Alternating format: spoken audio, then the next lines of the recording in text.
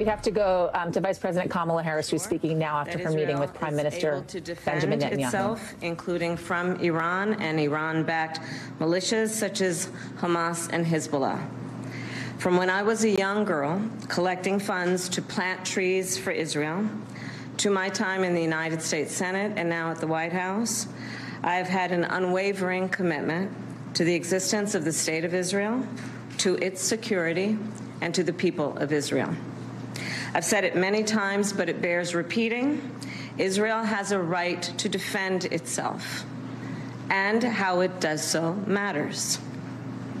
Hamas is a brutal terrorist organization. On October 7, Hamas triggered this war when it massacred 1,200 innocent people, including 44 Americans. Hamas has committed horrific acts of sexual violence and took 250 hostages. There are American citizens who remain captive in Gaza. Sagi Deko Hen, Hirsch Goldberg, Poland, Idan Alexander, Keith Siegel, Omer Nutra, and the remains of American citizens Judy Weinstein, Gad Haggai, and Itai Hen are still being held in Gaza. I have met with the families of these American hostages multiple times now, and I've told them each time they are not alone, and I stand with them. And President Biden and I are working every day to bring them home.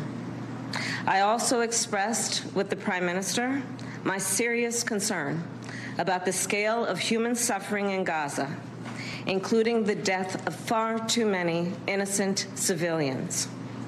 And I made clear my serious concern about the dire humanitarian situation there, with over 2 million people facing high levels of food insecurity, and 500,000 people facing catastrophic levels of acute food insecurity. What has happened in Gaza over the past 9 months is devastating.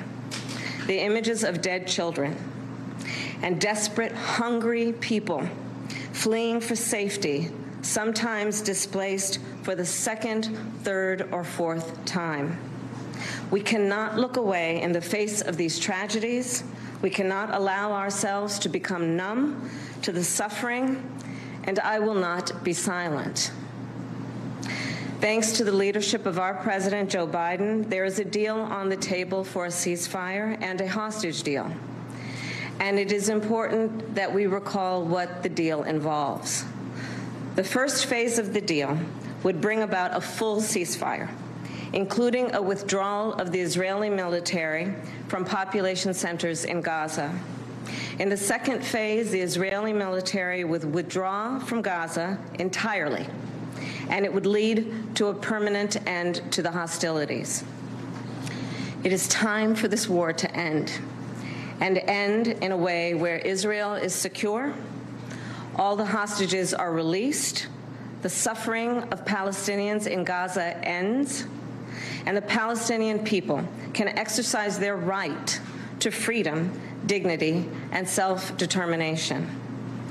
There has been hopeful movement in the talks to secure an agreement on this deal. And as I just told Prime Minister Netanyahu, it is time to get this deal done. So to everyone who has been calling for a ceasefire, and to everyone who yearns for peace, I see you and I hear you. Let's get the deal done so we can get a ceasefire to end the war. Let's bring the hostages home.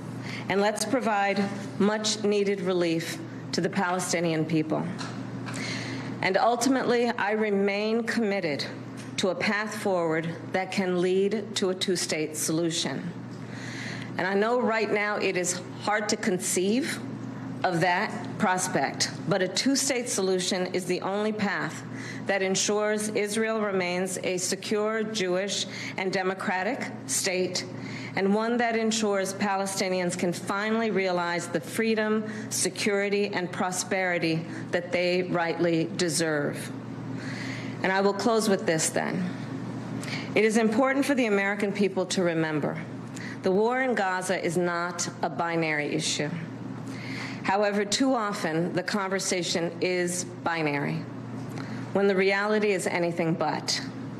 So I ask my fellow Americans to help encourage efforts to acknowledge the complexity, the nuance, and the history of the region. Let us all condemn terrorism and violence. Let us all do what we can to prevent the suffering of innocent civilians, and let us condemn anti-Semitism, Islamophobia, and hate of any kind. And let us work to unite our country. I thank you. Thanks for watching. Stay updated about breaking news and top stories on the NBC News app or follow us on social media.